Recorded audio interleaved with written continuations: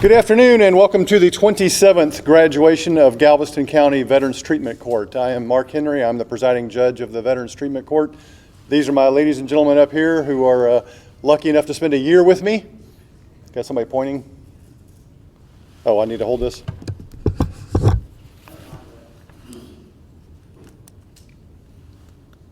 Have I done anything right so far? Once again, welcome to the 27th graduation for the Galveston County Veterans Treatment Court. I was just saying that these men and women have had a chance to spend a year with me at this point, for these four anyway. Regardless of what they say, they had a great time. And they've done great. We're very proud of them. We're glad to have them here. We're going to recognize some special guests real quick, and then we'll have the posting of colors. We have with us League City Councilman John Bowen, League City Councilman Hank Doogie, League City Councilman Larry Milliken, Tony Cavallo from the Constable Precinct 4. From the U.S. Coast Guard, we have Master Chief Cook. From the U.S. Coast Guard, we have Commander Mike Cortez. Deputy Ricky Johnson from Constable Precinct 4. Elected Constable Justin West, somewhere, back in the back. Jeremy Kahn from Constable Precinct 4. League City Police Chief Gary Ratliff. Chief. League City Police Officer Jay Rivera, who we'll talk to in a little bit later, and the head of the League City SWAT team, Captain Lee Harold. At this time, I'll ask everyone to stand while we post the colors.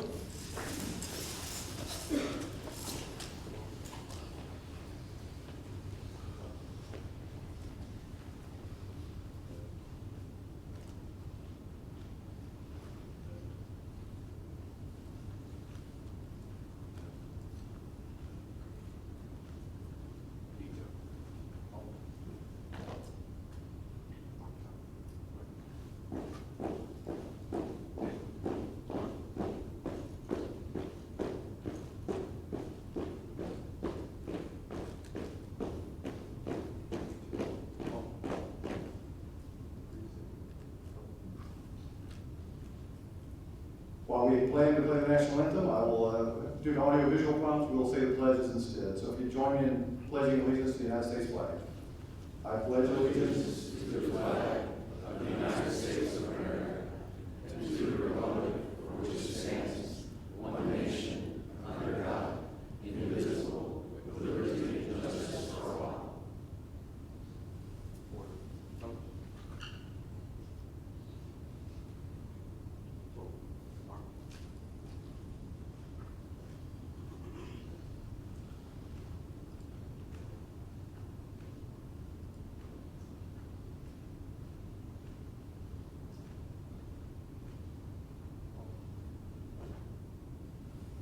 Thanks to the League City Color Guard for that. Please be seated. Just a little bit of background on Galveston County Veterans Treatment Court. As of this morning, we had 86 graduates. As of this afternoon, we will have 90 graduates. 110 have successfully completed and had their charges dismissed, and about half of those have had their records expunged. That's really what we hope for all of these. We have performed as a court 2,000 community service hours, which turns out to be about 500 hours a year. There are only a few opportunities to serve the community. We don't let them pick up trash on the side of the road. My boys and girls are better than that. They're going to provide actual community services to the community. Before we move on to our guest speaker, I would like to acknowledge some promotions. 2 weeks ago, we had a court where we had some promotions, but due to this virus people have heard about, we had almost no one here. So we went ahead and promoted them. I would like to go ahead and recognize them at this time. Promoting from Phase 1 to Phase 2, Sergeant Shion McGee. Just stand up.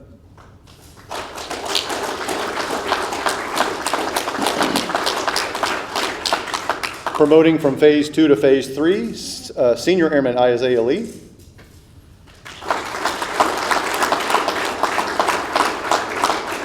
Petty Officer Christopher Allen. Sergeant Paul Diaz.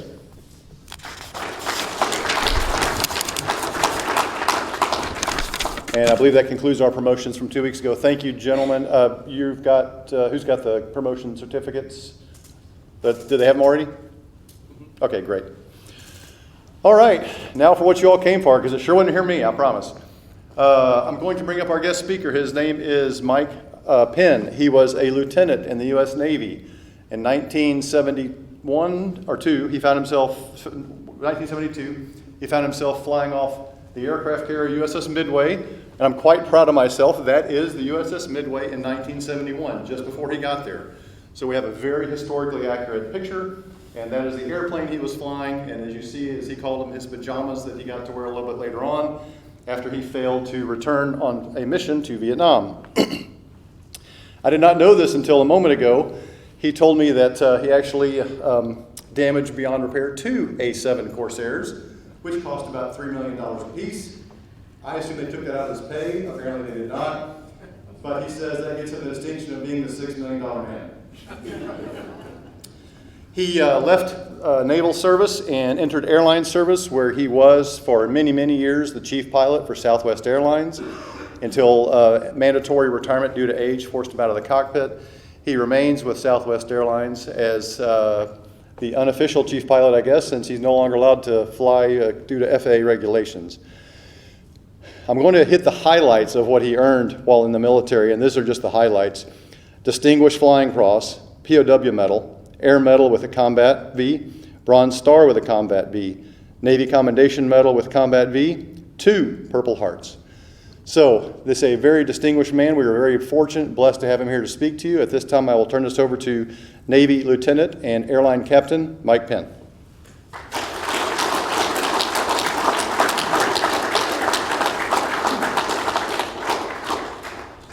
Hi, y'all. Yeah, I'm from Texas. That's how you can tell. I'm glad to be here. It's an honor and privilege. And I come here, I'm going to talk to everybody, but I'm mainly talking to you four right there, because it's a phenomenal situation you found yourself in. It's a phenomenal opportunity that Judge Henry and all of his other people gave to you. And what it's all about was successful completion. It's all about being grateful, and it's all about humility. And I know this last year you've learned all about that. I had a few lessons on that myself, starting back in officer training in Vietnam, and we'll go through a couple of those little things right there. First of all, I'm going to see if this little thing works. You see that Captain Mike PENN. I wasn't an airline captain, I wasn't a Navy captain like Judge Henry said. I was a lieutenant in the Navy. And back with Southwest Airlines, I've been there a long time now, and our chief pilot is J.K. Switzer. He took over. And it was really funny. Dave and I called him in the office before he took the job, and we've asked him to do several things for our company, and he's always been yes sir, and the good military man that JK is. And this time we said, JK, we need you to come in the office and close the door, please. He goes, oh my Lord, am I in trouble? Not yet. He says, what do you want this time? And we said, we want you to be the next chief pilot in Houston, JK. And he said, really? And I said, yes, sir. And he did, and he is, and we're quite proud of him. He's doing a marvelous job. Southwest Airlines, we have a lot of fun in our job, especially between the Navy and the Air Force guys. JK's Air Force, I was Navy. We have tremendous respect for all of us that flew supersonic jet fighters and what it entails, but we also give each other a really hard time for things when that opportunity arises. I was going to tell you this story that it was JK, but I can't do that to him, so I really wouldn't. I was flying with an Air Force guy in the right seat. We were landing in El Paso. He was flying. And the wind comes over a mountain out there, and it gets to be kind of rough. Anyway, make a long story short, he hit the ground so hard on landing, it dropped about 5 rows of mast in the back of the airplane. We call that the spaghetti jungle. And what's really funny is here you are on the ground, and people will grab those masks, put it on there, and start breathing. They really do, because that's what the flight attendants tell them to do. But anyway, so we taxied right into the gate, and he looked over at me and said, don't open that door. Right. As soon as we did the checklist, I opened the door so that all the passengers could render comments as they wish. And of course, I'm up there saying goodbye to everybody, and they go, who made that landing? And I said, he did. Because because he did. And he took a lot of grief. And finally, the funny part, there was a lovely, about an 82-year young lady that walks up there, and she goes, "Was he flying that jet?" I said, "Yes, ma'am." She walked in there and says, "I got one question for you, Sonny. Was that a hard landing, or did we crash?" Well, that's all I needed to do at that point. It's Rob Mansfield, if you know Rob. That's exactly who it was.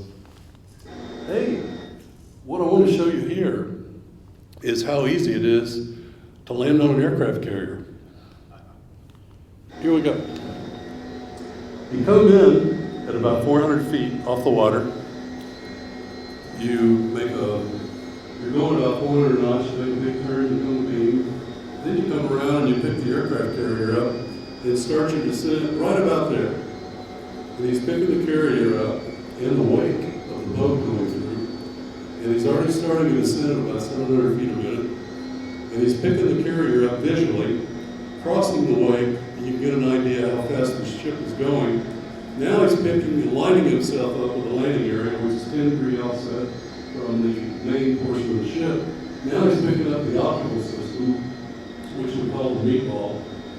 And that is right to the left of the ship, if you can see it.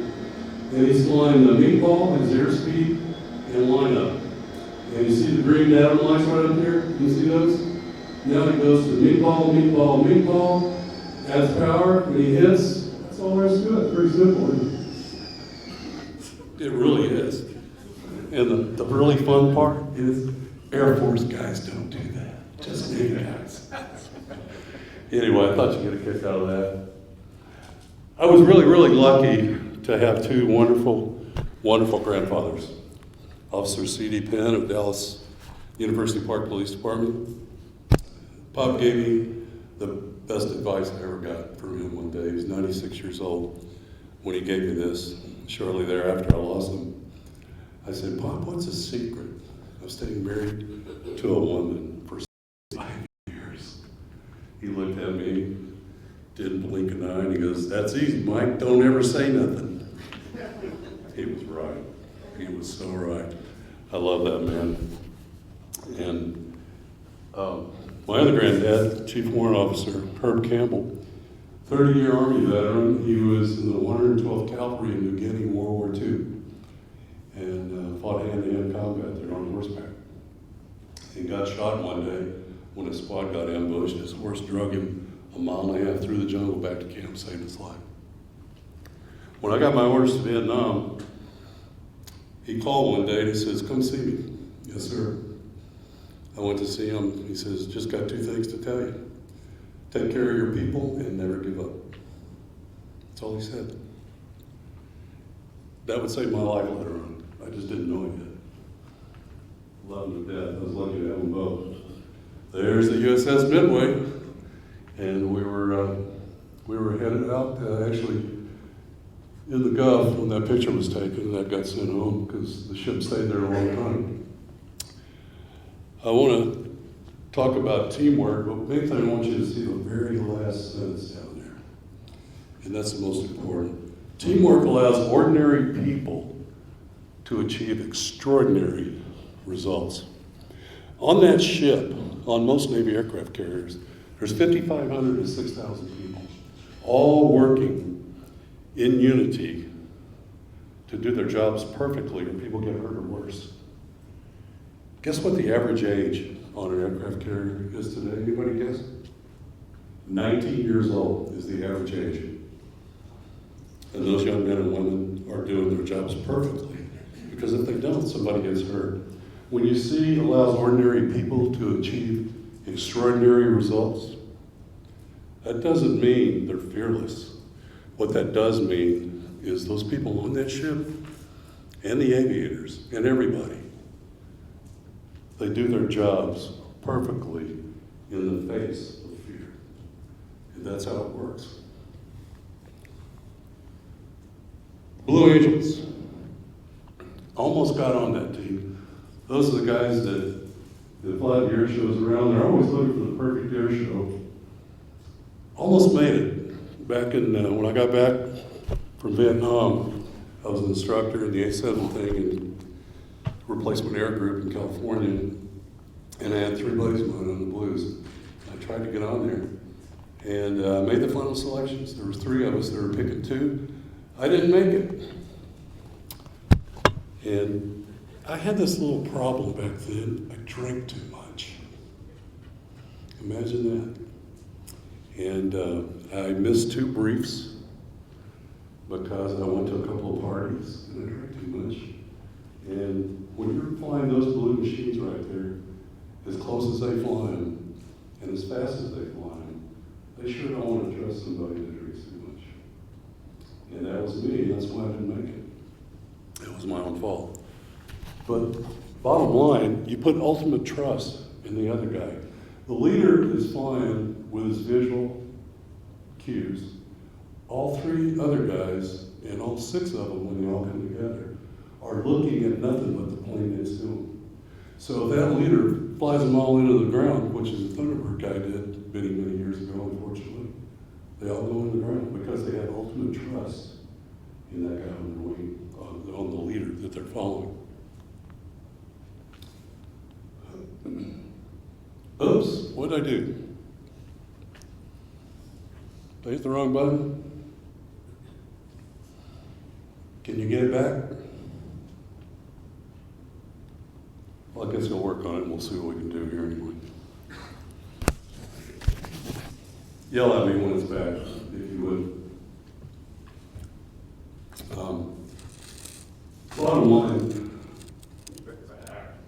That was quick, thank you. Thank you. See if I had kind of a weird color to it. Try going to the next one if you would. I'll just raise my right hand, see if that works. This is what we call blind faith. If you look at the guy in the back of that Russian airplane right there, he doesn't have a stick. So his life is in that guy's hands in front, who's flying about a foot off the ground doing about 600 knots. And here's what I want to show you, I call ultimate faith. Next one, please. This is an Israeli plane captain on the end of the runway, and there's a chauffeur taking off, coming right at him.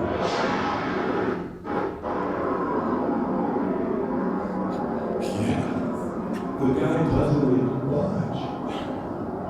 And normally I'd replay that, but I don't think I can do it with this thing, so next please if you would.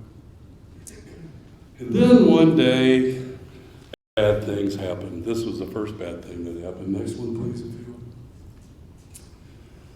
That's the first jet I tore up that Judge Henry was talking about. I got hit by some AAA in North Vietnam, drained all the oil out of my engine. I had no oil pressure, no oil, and I had to come back aboard midway and land in the barricade, which is another spaghetti, a little bit nylon thing that tears the airplane apart, but made it back. Anyway, they stripped all the electronics and everything else off and pushed the airplane over the side. But that was one, and the next one was going to come later. Next slide, please. And then on August 6, 1972, funny thing happened on the way off the aircraft carrier. I was flying an Iron Hand mission downtown Illinois. And an Iron Hand mission is you fly 2 of you guys ahead of the strike group toward the target, and they shoot surface-to-air missiles at you. And you kind of take all the missiles, you shoot missiles back at them, and it allows the bombers to come up on the target and leave. And that's what we did. And we successfully did that. They hit the target, they left. They're on the way out. And Ray and I were on our way out, and they fired 3 missiles from behind us. So we had to turn around to see those missiles. A surface-to-air missile, you dogfight those just like you do a jet, except they're doing 4 times the speed of sound, and they can't turn real well. So we pick them up, we dive, they dive after us. When they get about 3/4 of a mile, we do a high G roll into them. You look up, and they blow up. They have a proximity fuse that goes off, but you're far enough away that you don't get hit. So that happened. Twice I did that. I went around 2 missiles. Well, while that was going on, they shot 3 more from behind, and I never saw them. And they all had my name on them, unfortunately. So next thing I know, I got hit, and I tried to turn to the beach, which I did. Another missile came by, went about 3 feet from my head, didn't work, the fuse didn't work, or I wouldn't be standing here right now. And then the airplane went out of control. I was doing about 500 knots upside down. Pulled the ejection handle, went out, and believe it or not, everything worked. At that speed, my neck should have broken. I only got a leg broken out of that and an arm dislocated. But it shouldn't work. It should have killed me, but it didn't. Next thing I know, I'm alive, I'm in the chute, and I went, wow, this is pretty amazing. And then a bunch of bullets started ripping through my parachute. And the good news is I wasn't in the chute that long. Excuse me. Next slide, please. Next thing I know, I'm on the ground. Bullets are still hitting all around. And I just knew I was going to get shot. It's one of those lucky days. Excuse me.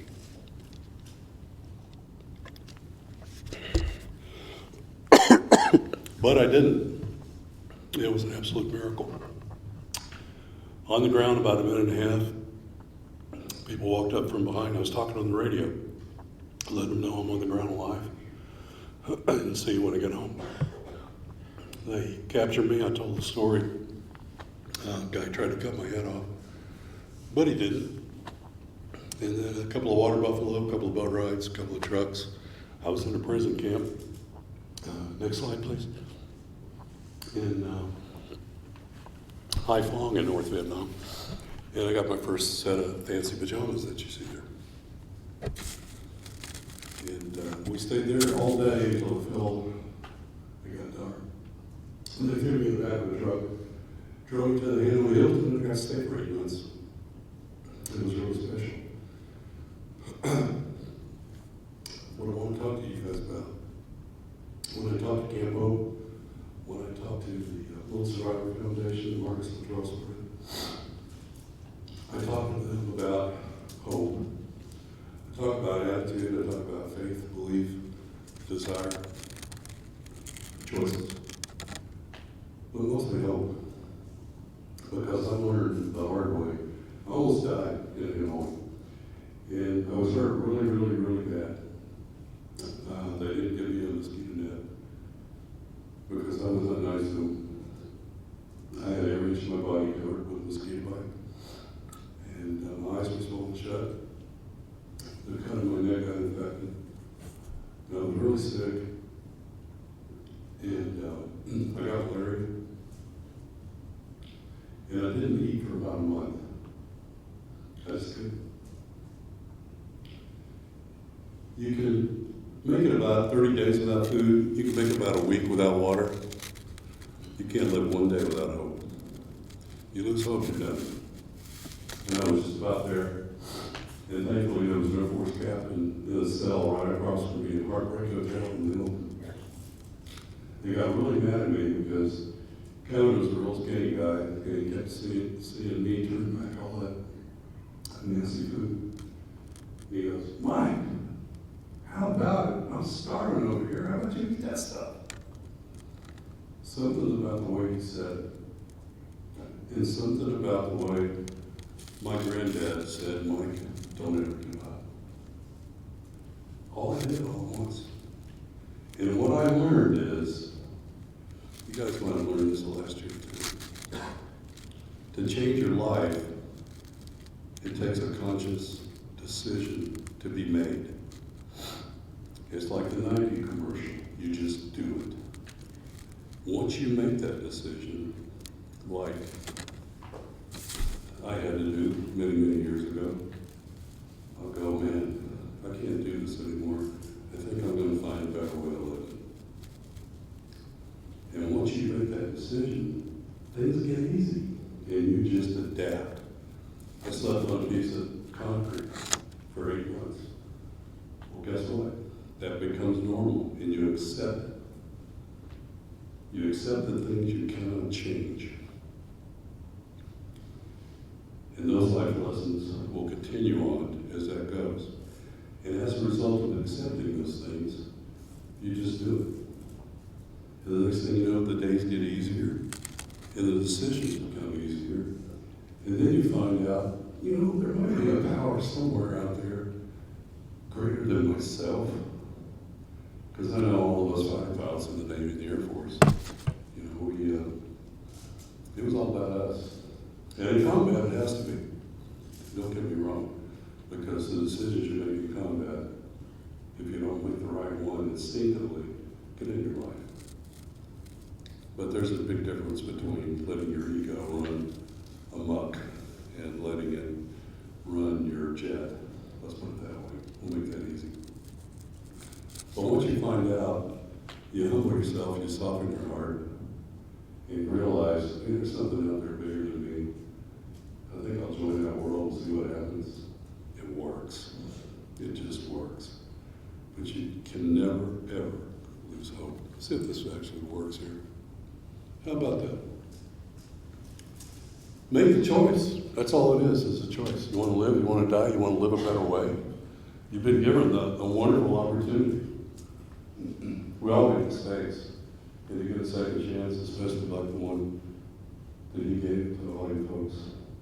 Take it, make that choice, and live a better way of life. Be a part of something greater in a situation that becomes normal, and you can read the last part. Just exactly what my granddad said.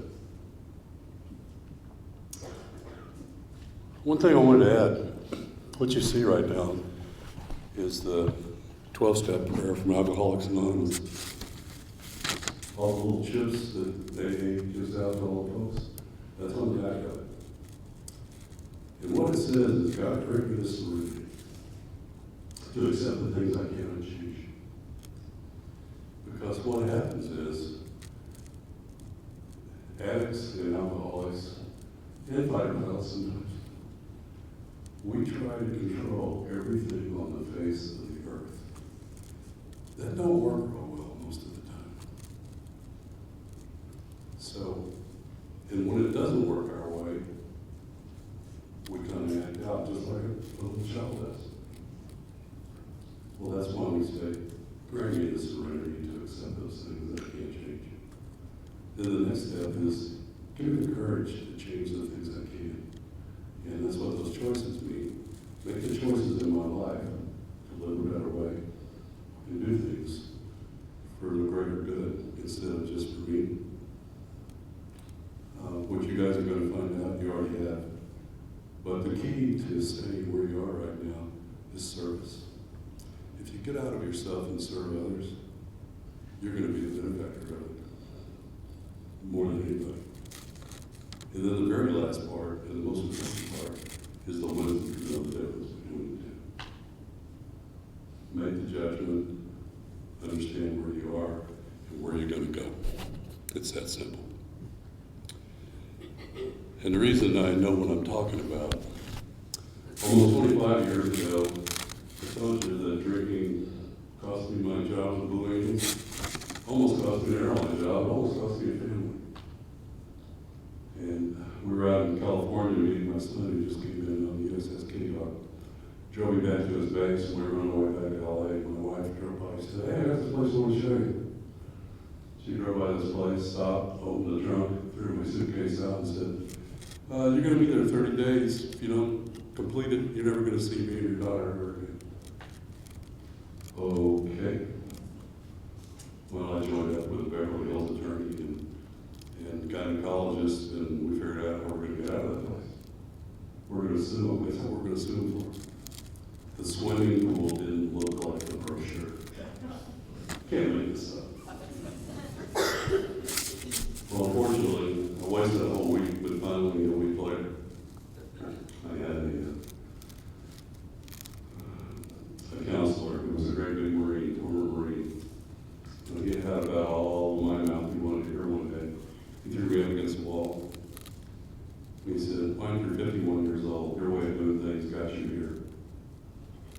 Don't you think it's time to shut up and listen to a better way of doing things?" Yes, sir. So I did. Best thing I ever had to do. And that was almost 25 years ago, and 3 months ago, will be 25. I never would have been chief pilot at Southwest Airlines if I'd stayed on the road out of school. But I had another chance, just like you all did. Take advantage of that. Please. What would you do tomorrow if you knew you couldn't fail? Think about that. And go out there and do it.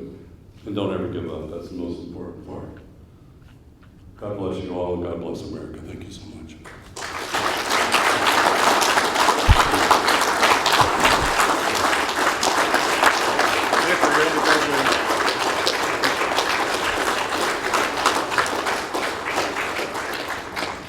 I really hate to follow that.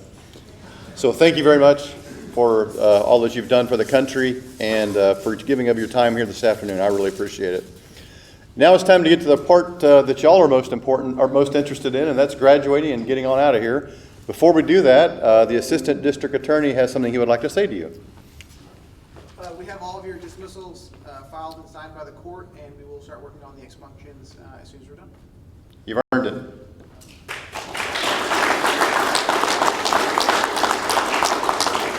And you've all been here long enough to know what comes next and what's required to get out of here and get to the other side of that glass door, which you've been eyeing since I got up here. Airman James Fulton.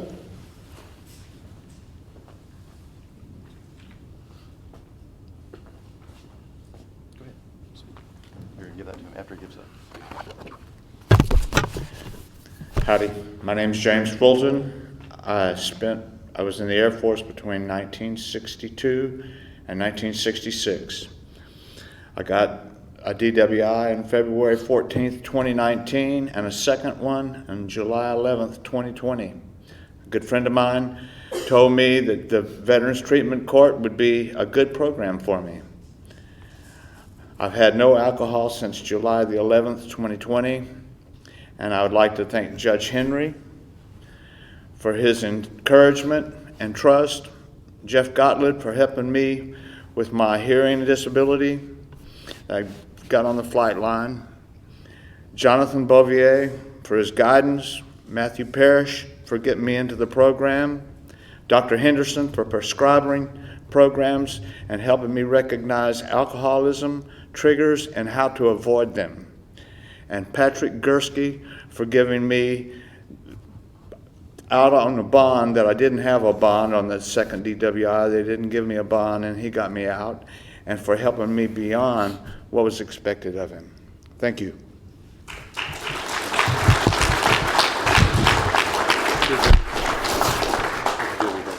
Thank you. You're very welcome. Congratulations. Yes, sir. Thank you. I was telling the staff back there, I was a little concerned. He is a rock star, no kidding. He plays in a band and he's awesome. I saw a video and I thought, how am I going to keep a guy who goes to a bar every night sober? It turns out I had nothing to do with it. He did it all himself and he did a great job.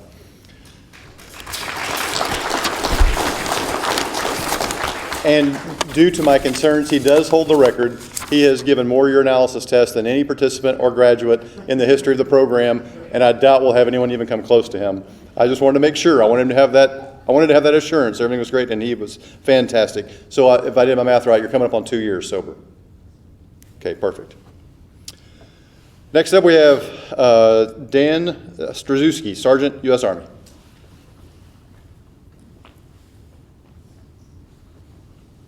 Hello, everyone.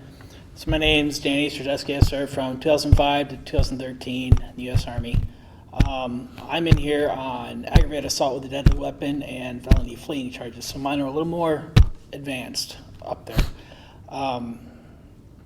This program was amazing. It sucked at first, and it's gonna suck, but you're only gonna get out of it what you put into it. You know, they opened so many doors. You know, we're all here by our own wrong choices, and this is a great opportunity. It's definitely better than the alternative. I definitely want to thank Jonathan, especially, definitely brother, the legal team, Matthew, Judge. And that's about it.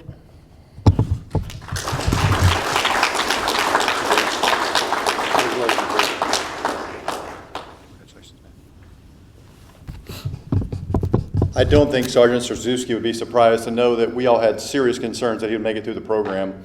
But he did, and for the last 6 months has been a poster child, exemplary. Very proud of you. Next up, we have Seaman Tracy Swindle, and I'm going to ask Officer Rivera to come up and help participate in the graduation, because you may remember this officer. Y'all had a roadside meeting one evening. Come on up, both of you.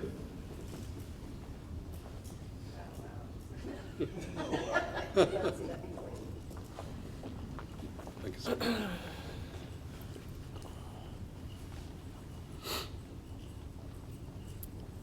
After she gives a great speech. I didn't see that coming. Today's 399 days, and I've been sober because of this program. I was in the military for a very short time, and my drinking career was way more important than, I was full-fledged into doing what I've done for so many years. In fact, when I sent this picture to Jonathan, it got me thinking that I had not been sober since that picture in 1994 for the 6 weeks boot camp. And that was a long time ago. I'm 52 now. So without this program, there's just not enough accolades. This program is amazing. And for the ones that are struggling and in the beginning, that suck factor is high. It's horrible. You're gonna have that thought 483 times a day. I don't wanna do this, I'm gonna give up. Keep going, do not give up. Do not just throw it away if you can help it. Do everything in your power to try to stay sober and to do better, because at the end of it, it's worth it. I mean, without all of you, we don't have that chance to be better. We're just gonna be sitting where we're gonna be sitting, behind those bars. So I wanna thank everybody for what you do. I appreciate it. I appreciate it very much. Thank you. Thank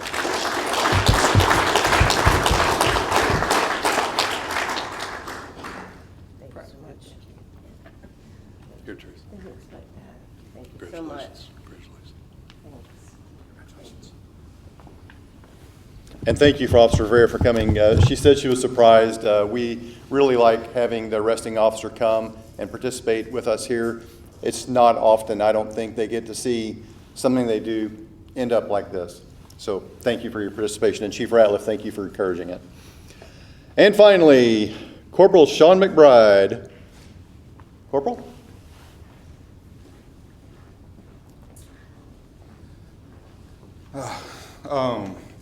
My name is Sean McBride, Corporal, United States Marine Corps. And I'm here because of a DWI. Was at a community service event, charitable event, involved guns and alcohol. So I also had weapons with me, so I ended up with unlawful carrying as well. So my attorney introduced me to this program. I'd never heard of it before that, and I agreed to come in. And whenever I got here, I remember one of the first things Judge Henry said at one of the court hearings. He was telling everybody that they put everybody in two categories. People who are here for a one-time mess up, want to get through it and be done with it, and then people who are here that really want to get something out of it. At that point in time, I was just here for a one-time mess up and wanted to get through it and get on with my life. I have a great family, great friends, I work in the community a lot, great career. And so I didn't see any need for this program. But as I went through it, it was, like everybody said before, it was very difficult. Judge said that we like it, but I promise you we don't. And as I went through it, it got to me. And so I was going through all the steps, starting to face demons that I had put away for many years. I wasn't physically an alcoholic whenever I got here, But through this program, I learned that I had been psychologically addicted. So I'd been self-medicating for many years, suppressing my demons, and not knowing it, just going on with my life. And these courses that they put you through brought those demons back to life. And so they became front and center and consumed a lot of my time. And like I said, I had a good career, or I have a good career. I'm a tax accountant at a CPA firm, so it requires a lot of hours. And then going through this program, it takes time as well, and then having everything front and center, it takes away my concentration, and I wasn't able to do my job efficiently. So everything built up, and back in May, I had a full-blown mental breakdown. Almost took my life, and decided, okay, this is it. I have to do something. And luckily, the VA has come a long way since I was in the military. Back whenever I served in the Marine Corps, we didn't talk about mental health. Showed a weakness, and it was just unheard of. And the VA really didn't have a lot of resources at that time. So for the past 25, 30 years, I've just suppressed everything. And this program introduced me to the things that the VA offers and has put me on a new path. I'm still working on it today. Finished all the requirements for the court like 6 months ago, and I've continued to go to treatment on my own since then. And I can tell every day that I'm getting better, and that's because of this court. Like I said at the beginning, I was coming in just to get through it and be done. But it actually has changed my life. And I hope, as much as all of y'all hate it, I hope y'all get something out of it as well. So that's my story.